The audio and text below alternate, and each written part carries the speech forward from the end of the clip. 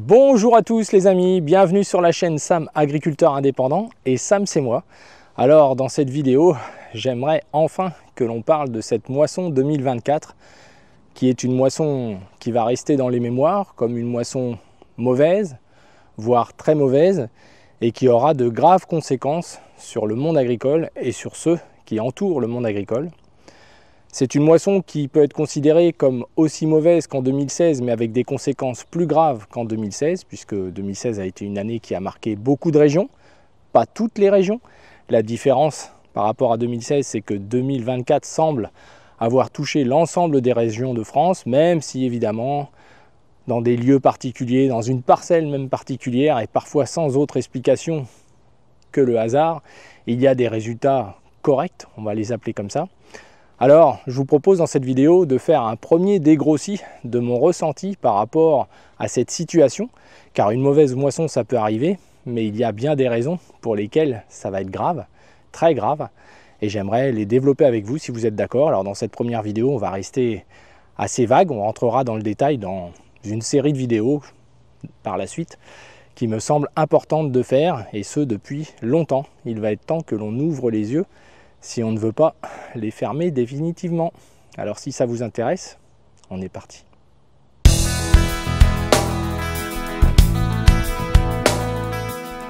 Alors si vous parlez de la moisson 2024, c'est quelque chose de plutôt simple à faire.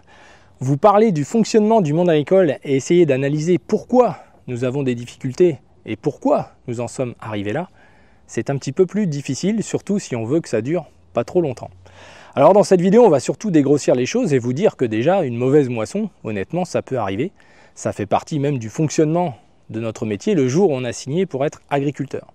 La différence peut-être, c'est que par rapport au passé, si on pouvait avoir 2-3 moissons mémorables mauvaises dont on pouvait se rappeler, alors quand je dis mauvaise, c'est en termes de quantité produite, hein. C'est surtout ça, une mauvaise moisson pour beaucoup d'agriculteurs. Et puis en termes de qualité produite, mais ça c'est un peu plus récent. Pendant longtemps, c'était uniquement les quantités le problème. Donc ça, c'est aussi une variable qui est arrivée en supplément pour les agriculteurs. Eh bien aujourd'hui, ça arrive de manière plus rapprochée. Il y a des jeunes installés qui sur 10 ans ont déjà vécu 2 ou 3 mauvaises moissons. Alors ça, c'est le premier niveau, c'est le niveau de production. Mais le vrai problème, c'est que les agriculteurs se mentent à eux-mêmes et mentent aussi à leur entourage, en tout cas à la société. Puisque on est entouré de comptables et de conseillers de gestion qui ne voient qu'une chose, c'est le revenu agricole, qui est d'ailleurs mis sur la place publique une fois par an. C'est la seule profession comme ça, mais on parle de nos revenus agricoles avec une moyenne qui ne veut absolument rien dire, puisque les différences entre les productions agricoles sont énormes en termes de revenus à l'hectare, en termes de revenus prélevés à l'individu, entre un viticulteur, un arboriculteur, un éleveur, un céréalier, etc. Des productions légumières, on a des choses du simple à multiplier par 20 de rentabilité hectare, en tout cas de revenus agricoles à l'hectare. Donc ça, c'est une vraie différence déjà. Donc moi, je vais surtout me concentrer sur la moisson en cours, qui est la moisson des grandes cultures, céréales, protéagineux, oléagineux, avant d'attaquer les cultures d'automne. Les cultures d'été, on va appeler ça, qui se récoltent à l'automne, donc les maïs, etc., les betteraves, etc., etc. Alors la première des choses, c'est que le monde agricole est quand même replié sur lui-même et qu'il a des gens extérieurs pour communiquer ces informations-là qui sont souvent éloignées des réalités, puisque d'année en année, d'entreprises individuelles, on est passé à des entreprises sociétaires, sous des formes juridiques sociétaires, des GAEC, des SARL, des SCEA, bref, qui permettent à plusieurs associés de travailler ensemble, qui permettent une transmission entre les parents et les enfants un petit peu plus douce. Mais il y a déjà une première réalité qui existe dans ces formes sociétaires, c'est ce côté virtuel des résultats, notamment avec le fameux compte associé. Alors, je ne vais pas rentrer dans le détail, tout le monde s'en fout. La seule chose de vous dire, c'est que par exemple, beaucoup d'agriculteurs ont des comptes associés très élevés. Un compte associé, c'est une sorte d'endroit où on met les excédents de l'entreprise qui appartiennent aux sociétaires, aux membres de la société, et qui peuvent prendre à tout moment. Mais la réalité, donc c'est en quelque sorte une rémunération. Mais la réalité, c'est que beaucoup de comptes associés ne peuvent pas être prélevés. Il n'y a pas la trésorerie, il n'y a pas l'argent pour les prélever. Qu'est-ce que c'est que des comptabilités qui donnent des résultats où il n'y a pas l'argent en réel pour les prendre? C'est du vent tout ça. Alors moi, j'ai jamais été très fort en maths, par contre, il semblerait que pour gérer mes entreprises, je ne sois pas trop mauvais et que je me rende vite compte de choses qui ne sont pas réelles. C'est le côté pragmatique qu'on a tous, je pense, les paysans. C'est pour ça que ça mérite de s'y pencher. Alors, ça c'est un exemple. La trésorerie. La première des choses dont tout le monde parle, c'est « Ah, les trésoreries vont être mises à mal puisqu'elles sont déjà pas très bonnes, etc. » Je vous le dis tout net, c'est la rentabilité qui fait qu'on n'a pas de trésorerie. Pas de rentabilité, pas de trésorerie. Une entreprise rentable n'a pas de problème de trésorerie, je suis désolé, sauf à investir de manière excédentaire, etc. Mais là, ce n'est pas le cas. C'est rien qu'une trésorerie de fonctionnement qui pose problème aux agriculteurs. Ils n'ont pas l'argent nécessaire à acheter les intrants, les produits, à faire fonctionner leur entreprise pour produire. Ils sont déjà sous une forme de crédit avant de commencer. Et si certains avaient cette trésorerie, ce qu'on appelle le fonds de roulement, tout au long de l'année, certains avaient même une moisson d'avance, certains même deux, ces 15 dernières années, ils ont eu tendance à pomper sur ces réserves et à se rendre compte qu'ils n'ont plus cette force, cette assise de fonds de roulement. Pourquoi ? Déjà parce qu'on a augmenté nos coûts de production. Tout le monde s'en est chargé.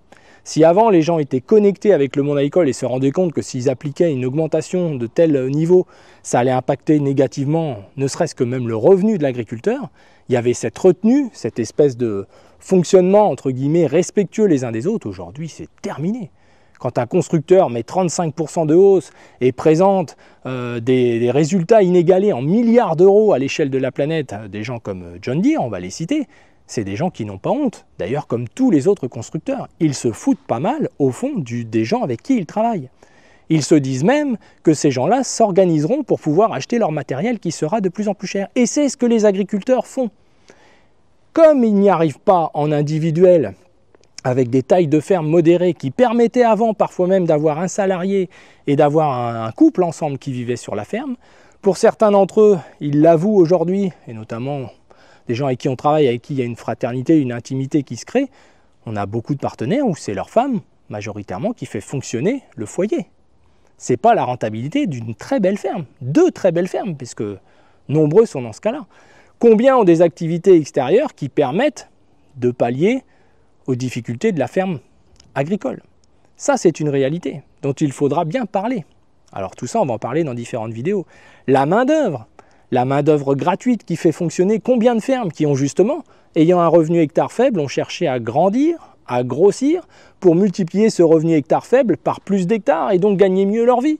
Mieux que les 100 à 200 euros net de marge qui ont été donnés par un reportage sur LCP par M. Arnaud Rousseau, le président de la FNSEA, qui expliquait que sur sa ferme de 700 et quelques hectares, il avait cette marge-là nette.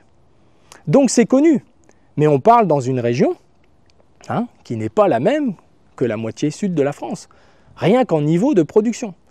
Dans les niveaux de production faibles, qu'est-ce qui s'est passé dans ces régions à niveau de production inférieur à 5 ou 6 tonnes hectares de blé? Eh bien, ils ont des grandes structures de 300, 400 hectares pour certains. Pour essayer de pallier à ce manque-là, ils sont souvent tout seuls pour faire cette surface-là. Donc ils investissent dans du matériel pour y faire face. Donc d'extérieur, on a le sentiment que ça tourne. Ah, les fermes, t'as vu le matériel qu'ils ont, etc. Mais en réalité, c'est juste pour pallier à de la main-d'œuvre qui disparaît, qu'on ne peut pas rémunérer. Combien d'agriculteurs se servent de leur rémunération comme d'une variable d'ajustement? D'ailleurs, ils ne se mettent pas salariés sur leur ferme. Ils sont en entrepreneurs, c'est-à-dire qu'en profession libérale, ils prennent quand ils ont envie de prendre, ils prennent d'ailleurs ce qu'ils ont envie de prendre. Et le revenu agricole qui est déclaré à l'ensemble de la société une fois par an, on est le seul métier dans ce cas-là, ne correspond pas à ce que l'agriculteur prélève. D'ailleurs, ce revenu agricole, il est censé faire face justement à des moissons difficiles. Il pourrait être mis de côté pour des investissements futurs. Il pourrait aussi, bien entendu, servir de salaire, mais avec 100 € ou 200 € de marge nette hectare, vous voyez déjà, avec 100 hectares, vous avez 10 000 € ou 20 000 € de revenus agricoles. C'est-à-dire que si vous les mettez dans votre poche, ça ne fait pas un gros salaire. Et en attendant, s'il y a des coups durs, vous ne palliez pas un fonctionnement naturel d'entreprise. Donc en fait, autour de nous, tout le monde a augmenté de manière importante ses marges. Et à chaque fois que quelqu'un rentre dans notre cours aujourd'hui, et ce serait bien que ça évolue après cette moisson, s'il vous annonce des prix prohibitifs ou des hausses, etc., c'est tout de suite dehors. Il vient vous prendre votre marge que vous n'avez déjà plus. C'est ça la réalité. Alors à l'incertitude normale du rendement est venue se greffer l'incertitude des prix de vente. Ça n'existait pas aussi avant.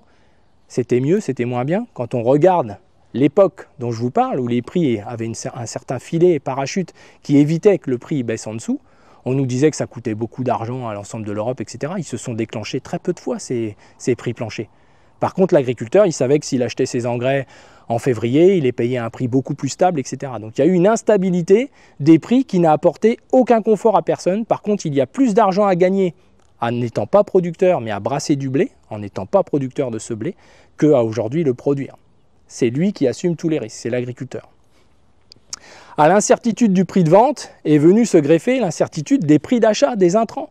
Ça, c'est quelque chose qui n'existait pas. Hein, je vous mets un exemple, vous verrez juste après, sur les stocks d'engrais qu'on peut avoir dans nos hangars. Au préalable, avec un sac de blé, on achetait 2 sacs d'engrais minimum. Aujourd'hui, avec un sac de blé, vous avez à peine la moitié d'un sac d'engrais. C'est un ratio. C'est pour dire la réalité des choses. Donc autour de nous, il y a bien eu des choses qui ont changé. Ah, les particularités du monde agricole. Regardez-moi ces beaux big bags d'azote. Azote soufré d'ailleurs, avec du sulfate de calcium, qui sont déjà là en stock pour un usage en février ou mars 2025. On fait du stock les amis, comme si on était millionnaire. Et derrière, on aperçoit du stock durable de cette année 2024 qu'on a déjà payé. Donc en fait, on n'a pas d'argent sur notre compte, on est à découvert et on fait du stock pour avoir les meilleurs prix. Et on va payer ça après la moisson ou en octobre, dans ces eaux-là, au fur et à mesure que l'on va vendre nos céréales qu'on espère valoriser le mieux possible. Alors si à l'époque de mon grand-père, avec un sac de blé, on pouvait s'acheter 2 sacs d'engrais, aujourd'hui il n'en est rien. Avec un sac de blé, on n'a même pas tout juste la moitié d'un sac d'engrais. Voilà, c'est du beau travail, hein. On a bien progressé, on le sent. Ça valait le coup de faire tout ça. Enfin, encore une particularité bien agricole. Mais autour de nous, on s'est sécurisé, c'est ça le plus important.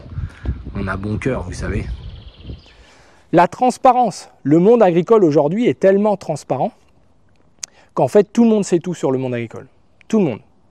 Les marges hectares, tout est détaillé. Sans parler des traçabilités, etc., qui n'ont apporté aucun gain aux agriculteurs. Ça ne sert strictement à rien. Le blé ukrainien qui est rentré les 6 premiers mois de l'année sur le marché européen, sans aucune contrainte, les portes grandes ouvertes, sans taxes, etc. La traçabilité de nos petits blés français, qui en plus ne sont pas de bonne qualité, tout le monde s'en fout, mais comme de son... Vous voyez ce que je veux dire? Et ça, on ne s'est pas battu pour ça. On ne s'est pas battu pour limiter toutes ces choses supplémentaires qu'on vient nous ajouter et qui augmentent nos coûts de production, qu'on le veuille ou non, sauf à ne pas se payer. Et toutes les nouvelles tâches que les agriculteurs font, ils ne se payent pas. C'est ça la réalité. Et ils en sont bien incapables d'ailleurs. Donc vous voyez, aujourd'hui, on a un problème de fond qui est le coût de production. Alors je vais faire un calcul tout simple en 5 minutes.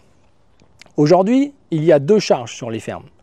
Les charges opérationnelles, on en a déjà parlé dans une vidéo, ce sont les charges qui sont liées à la production en elle-même. Je produis du blé, j'ai des charges de désherbant, d'engrais, etc. La deuxième décharge, qui ne fait que d'augmenter, ce sont les charges de structure. C'est-à-dire que vous ne faites rien ou vous semez du blé, vous avez ça à payer comme charge à l'hectare. Aujourd'hui, certains mettent en avant qu'ils ont des charges de structure inférieures à tel chiffre, etc. Mais ça, c'est... Quand on voit les niveaux qui sont des fois dits par certains agriculteurs, c'est qu'ils déjà ils ne les connaissent pas et que ce qu'ils racontent, c'est du flan. Ce n'est pas la réalité. Et là, le gars, quand entend ça, il rentre chez lui, il se dit, voilà, en gros, il est dépité, il se dit, moi, je suis un nul, etc. On va faire simple. Comment faire sa charge de structure? Ça prend 2 secondes. Vous prenez un entrepreneur, vous lui dites, tu viens me faire ma ferme de A à Z. Qu'est-ce que vous avez comme prix? 300 € jusqu'à 600 €. Je donne une fourchette large, à l'hectare, pour vous faire vos travaux de A à Z. Fuel compris, bonhomme compris, vous ne faites rien. Tout est fait de A à Z. Eh bien, c'est ça que vous devez prendre pour faire vos charges de structure. C'est ça votre référentiel. Ça ne peut pas être autre chose, parce que si vous faites le boulot et que ça vous coûte plus cher que ça, c'est qu'il y a un problème, c'est que vous avez trop de matériel, que ce n'est pas adapté, machin, blablabla. Mais si vous êtes hyper inférieur à ça, c'est qu'il y a quelque chose que l'entrepreneur, il est mauvais alors. On va aller lui demander. Et quand on va lui demander, il vous dit, les travaux de récolte à 100 €, 120 €, je les fais, mais je gagne 0. Je fais ça inclus dans tout l'ensemble. Les travaux de moisson rapportent 0. Combien d'agriculteurs font des moissons à 80 €, 100 €, épandre du calcaire à 10 €, enfin, on voit de tout sur le terrain. Donc c'est un bon référentiel. Si vous avez ça en référentiel chez vous, vous prenez 500 €, un chiffre moyen qui vous permet la rémunération de vous-même, peut-être pas élevée, mais en tout cas, il faut la compter, qui vous permet d'amortir du matériel, payer le gasoil, qui je vous rappelle a doublé, on est à 1 € aujourd'hui du litre, hein, donc ça c'est quelque chose qui compte. Enfin bref, le travail se fait et vous ne comptez pas le bonhomme au volant, lui l'entrepreneur il l'a compté, parce qu'il paye les gens qui font le travail. Donc je pense que prendre ces 500 € c'est un minimum. 500 € de charge de structure, dedans il faut compter des assurances peut-être, il faut assurer ces bâtiments de ferme, même si vous n'avez plus de matériel assuré. Mettre 20 € de l'hectare c'est un minimum. Et vous faites le calcul comme ça en ajoutant voilà, la téléphonie, tout ce que vous avez, que vous êtes obligé d'avoir. Et là, vous vous rendez compte que si vous n'avez pas entre 1000 et 1200 € de chiffre d'affaires hectare, tout compris, vous pouvez remballer les Gaules. Vous pouvez remballer les Gaules. Parce que ceux qui ont moins que ça, c'est-à-dire en charge de structure à 350 €, soit ils ont énormément de surface, et là, il y a le diviseur, il marche un certain temps, mais il ne marche pas longtemps, il marche les premières années, soit ils ne travaillent que pour ce matériel-là, pour l'image que ça peut leur donner, ils brassent des hectares, mais en fait, ils gagnent zéro. Et ça, ils sont plus nombreux qu'on peut le penser. Donc en réalité, dès qu'on met les chiffres bout à bout, on se rend compte qu'on a des métiers aujourd'hui qui ne dégagent pas la rentabilité qu'ils devraient. Aujourd'hui, le prix du blé est à 200 €, on va arrondir.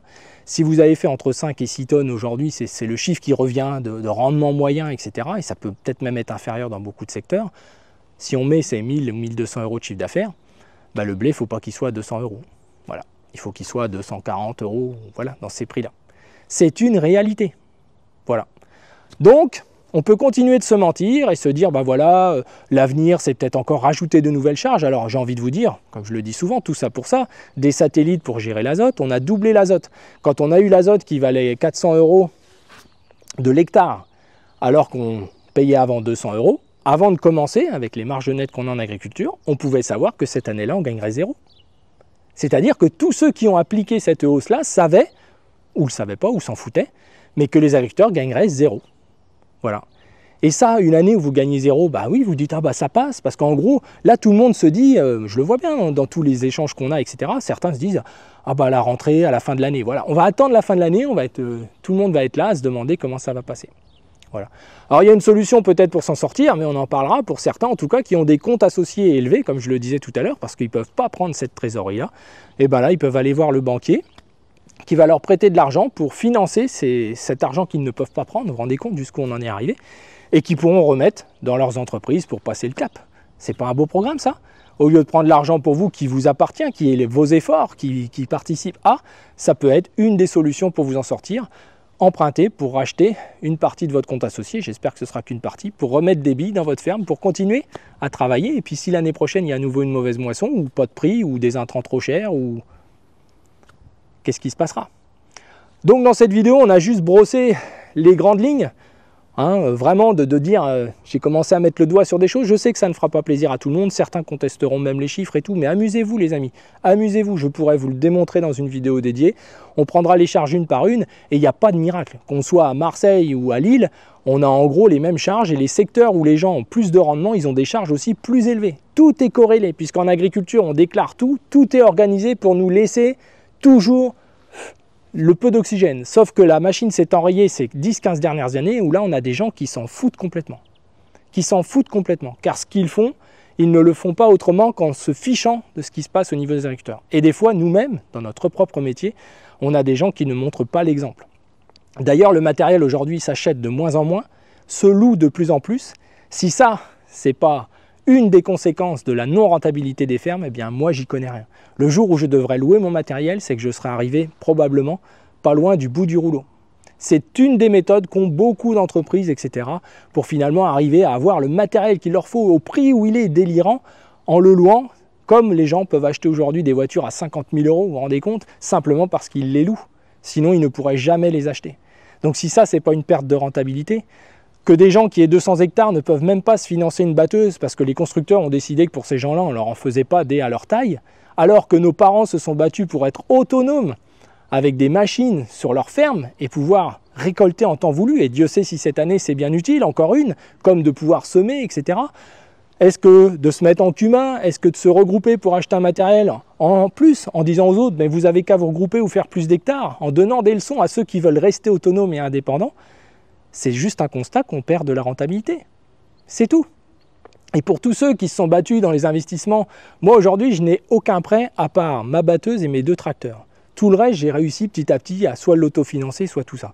C'est très difficile. Forcément, c'est des choix. Mais il y a un moment donné, cette autonomie-là, c'est la seule chose qui nous reste. Mais à la sortie, le jour où on arrête, on nous explique que vous ne faites pas beaucoup de revenus, les gars, mais vous capitalisez. Qui, dans le contexte actuel, demain, les agriculteurs, année après année, qui n'ont pas de rentabilité, comment vont-ils reprendre des fermes? Comment un jeune qui va s'installer peut s'intéresser à reprendre une ferme, le prix que ça vaut pour que son papa puisse partir en retraite dignement, ou sa grand-mère, ou je ne sais qui? Moi, j'ai repris derrière mes grands-parents. Eh bien, on se rend compte qu'il y a bien un problème. Et d'ailleurs, en lien, je vous mets une vidéo d'une chaîne que je regarde souvent, qui s'appelle Monnaie Radar, et qui fait un point sur l'accaparement du foncier. Et c'est des gens extérieurs au monde agricole qui décrivent le mieux à chaque fois la réalité du monde agricole. Une réalité que l'on ne veut pas voir. Combien de fois on me dit il ne faut pas dire ça, etc. Mais c'est la réalité ou pas? C'est la réalité qu'on est dans un monde agricole à qui pissera le plus haut, comme à l'école. Demandez à des professeurs dans les écoles comment les merdeux qui sont aujourd'hui dans les études pour certains d'entre eux, je dis bien les merdeux, c'est les méchants, hein, ceux qui justement sont à qui pissera le plus haut, en expliquant qu'à ceux qui ne sont pas du monde agricole, ils n'ont rien à faire là, que leur père a tel tracteur, etc. Voilà, il n'y a que le matériel qui compte en fait. Et ça aujourd'hui, c'est ce rêve-là qui enterrera aussi le monde agricole.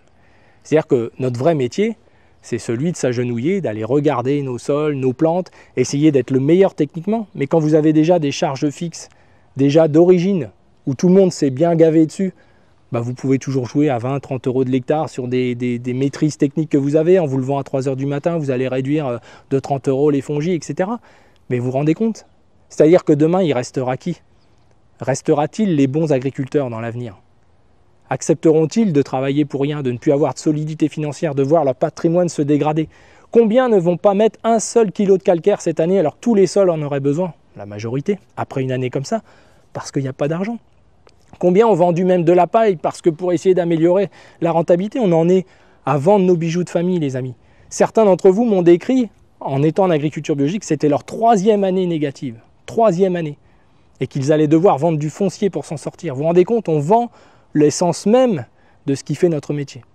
Et on parlera dans une prochaine vidéo de cette série, justement, du risque foncier. 73% des terres agricoles en France sont louées, quand d'autres sont propriétaires. N'y a-t-il pas aujourd'hui un risque énorme à être simplement, entre guillemets, locataire de ces terres? La nouvelle génération des propriétaires qui ont des rapports minables au niveau des terres, voudront-elles pas vendre les terres plutôt que de continuer de les louer? Vous savez que les indices de fermage augmentent, vont augmenter encore en cette fin d'année de 5%. Ils ont augmenté l'année dernière, ça va être à peu près apparemment le même topo cette année. Une année comme 2024. Et tout le monde crie au scandale. Mais pour ceux qui sont propriétaires, ils savent très bien qu'aujourd'hui, les retours de loyer d'agriculteurs, ça paye les impôts fonciers, il ne reste rien, quoi. C'est minable. Il n'y a aucun retour. Et ça, c'est dramatique.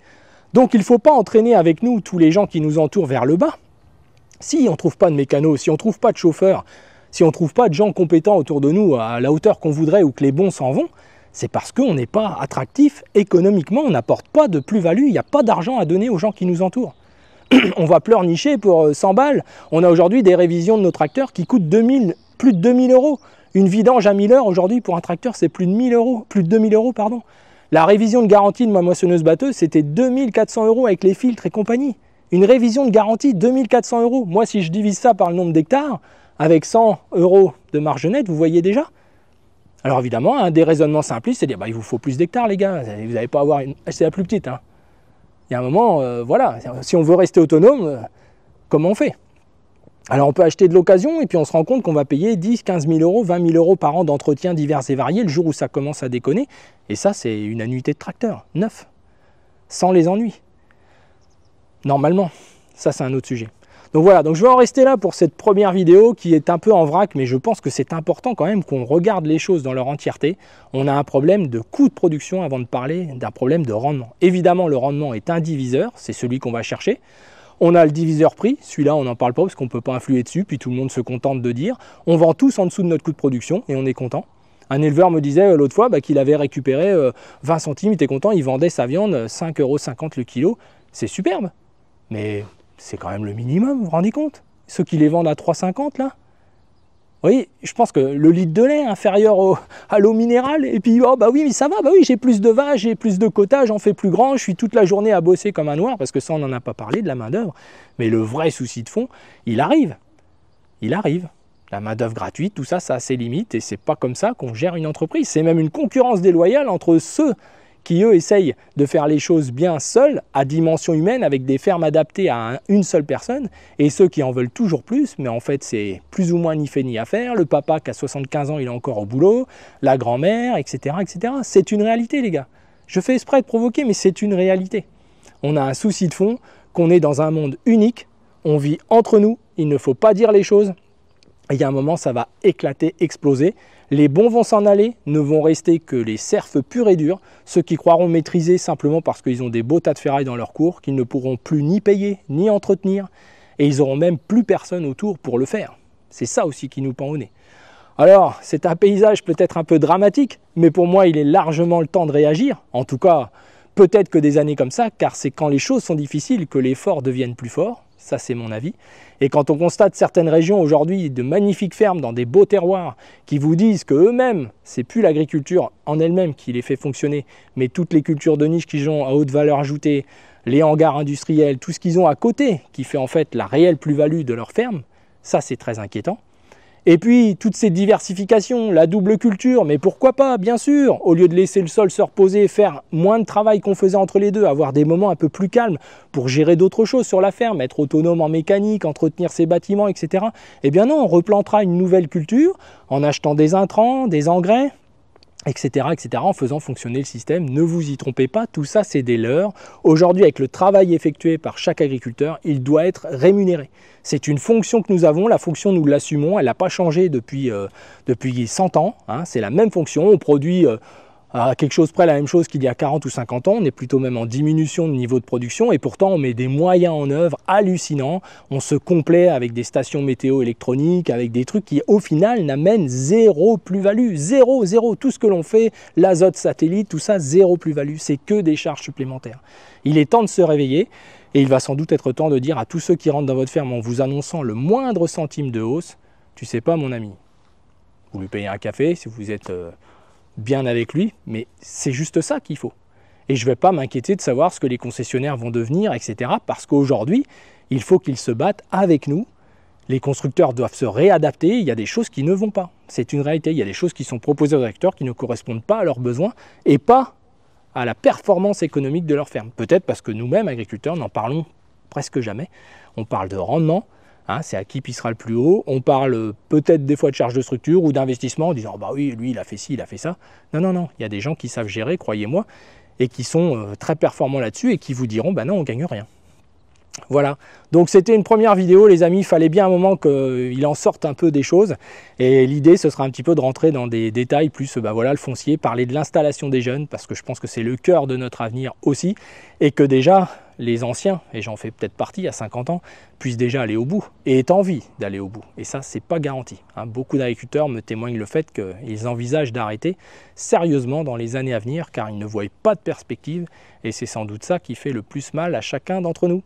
Alors j'espère que cette vidéo vous a intéressé. N'hésitez pas dans les commentaires à faire vos remarques. Ne prenez pas tout ce que j'ai dit pile poil pour argent comptant. À un moment, faites l'exercice de parler du monde agricole et vous allez voir qu'on est obligé de faire des généralités. Hein, voilà, de provoquer aussi pour qu'il vous reste des choses. Ça fait partie de la démarche et vous me connaissez, je pense, avec le temps. Alors je vous dis à très bientôt pour une prochaine vidéo qui sera un petit peu la semaine de moisson puisque cet après-midi, je m'en vais normalement faire mes orges de printemps. Si tout va bien, une partie en tout cas. Allez, à bientôt les amis!